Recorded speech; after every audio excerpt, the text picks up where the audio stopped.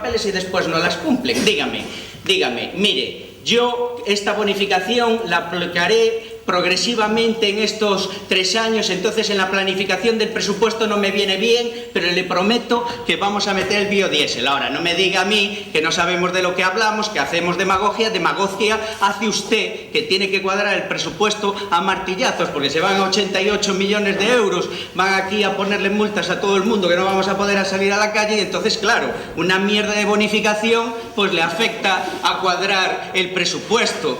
No me lo diga, me lo dice privadamente o tal, diga aquí, bueno, es que en la planificación no se va ahora, no me venga diciendo que hablamos de demagogia. Demagogia la hace usted. Demagogia le hace usted, que le dice a la gente que no le va a subir el IBI y le va a subir un 7% el IBI. Hai que ter jeta política, O sea, primeiro ustedes votan en contra porque así endebedaban o Concello en 8 millóns de euros máis gracias a un plan económico financiero, e agora, 5 meses despois, nos veñen ustedes que baixemos o tipo impositivo cando temos a situación económica que temos, que ustedes deixaron a este Concello. Miren, tiveron ustedes 12 anos para baixar o tipo impositivo, non o fixeron nunca. Non o fixeron nunca.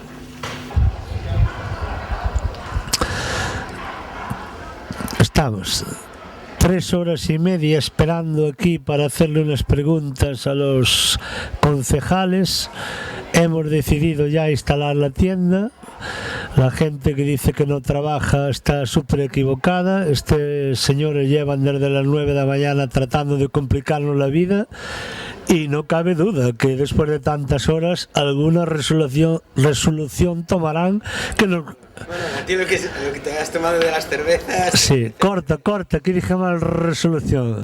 Casi la 1 del mediodía, estamos todavía en las puertas del ayuntamiento esperando que los señores concejales se decidan a salir para hacer las preguntas que anoté aquí ayer en la noche.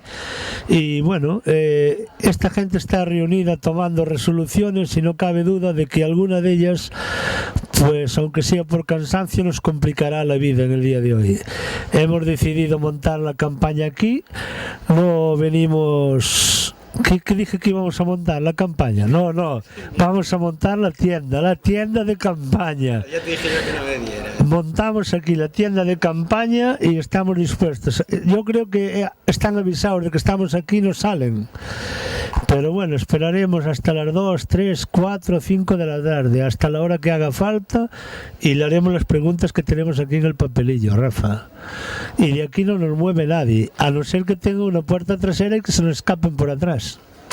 Atendendo o resto destas demagoxas que vostede pon, que eu entendo que teña sensibilidade por as familias numerosas, porque eu tamén procedo dunha. Mire, tuveron vostedes 12 anos e meteron solamente bonificacións prácticamente no último ano, un período electoral. E agora nos mete 12, casi unha por cada ano dos 12 anos que ustedes gobernaron e que non meteron ningunhas. Entón, non sabemos se é que a oposición lles cambiou efectivamente a idea de gobernar, o cual nos alegramos. Tú super bueno. Tengo un teléfono xa expresado. Está moi ocupado. Aurelio, por favor, podía... Moi ben, mire, usted que leva xa moito tempo aquí no ayuntamiento e que está ahora últimamente na oposición, quería facer unha pregunta. En caso, nós vimos aquí ahora, te dice, en caso que tuviéramos que preguntar por o jefe, a que nos tiñamos que dirigir ahora mismo neste ayuntamiento? Pois é unha boa pregunta, depende dos temas que queiran tratar, porque como hai dos jefes, máis ou menos o Concello está repartido ao 50% o que son as competencias. O señor alcalde, o que neste momento representa a maioría de Ourense, digamos por figura protocolaria, pois ten unha serie de áreas sobre as que aparentemente, pois cando fixeron o pacto para gobernar, el desentendeuse delas e ellas pasou ao señor Alexandre, pois lamentablemente pois a xente, dependendo dos temas que teña que tratar, pois terase que dirixir ao señor Alexandre ou ao señor Rodríguez. E iso moitas veces é difícil de saber, porque si nós mesmos algunhas veces pois incluso temos dúdas das competencias que ten cada un, imagínese pois un cidadán da rúa que non ten por que saber exactamente cal é o organigrama municipal. É dicir, por poñer un exemplo, se é un tema ao mellor de cultura ou deportes, indudablemente teno que tratar co señor Alexandre, porque o señor Rodríguez non ten competencias ningunha sobre ese tema, ou se é pois un tema de urbanismo, lógicamente o jefe de urbanismo, o máximo jefe de urbanismo é o señor alcalde, o señor Rodríguez. En tema de... Galimatías difícil de entender, efectivamente. Nós estamos ahora preocupados tamén porque ao parecer fixeron aí unha investigación onde desapareceron na máis chegar, ou non sei, non lle botábamos a culpa a nadie, a menos eu que non teño idea do tema, non? Pero desapareceron diñeiro de recaudación, houve unha investigación a aparecer aquí dentro do Ayuntamiento, outra dentro da Policía Nacional e outra da que se encarga a Policía Local. Usted sabe algo dises cartas, xa? Bueno, o único que sei e o único que sabemos a maioría dos ourensás é que de alguna maneira perderonse, digo entre comillas, non? Quero recordar 30.000 euros que parece que estaban nun sobre encima dunha mesa e ao día seguinte pois non estaban, ou algo así parecido.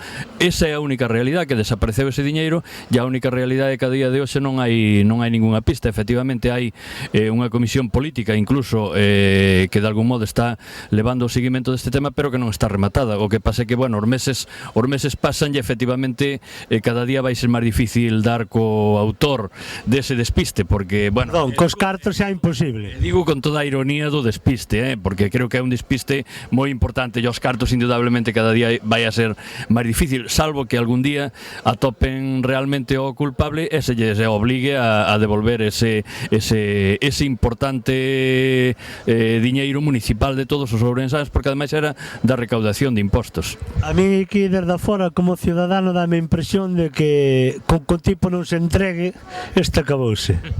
Pode ser, como el mismo non diga, mira, fun eu, pero como levades tanto tempo sin saber quen son, vou a dicir que son eu, me parece que é difícil, efectivamente, porque ademais é un tema que parece que intencionadamente co paso das semanas ou co paso dos meses o que se está intentando que se diluya, que non se fale del, e que de algún modo pois quede como un caso deso sin resolver, dos que de vez en cando pois ocurren, non? Pero isto imagínese que triste é para o ciudadano, por exemplo, un ciudadano corriente, normal como a min, que po outro día que dicen que desaparece certo diñeiro, que resulta que me toca a min ir pagar un recibo ali.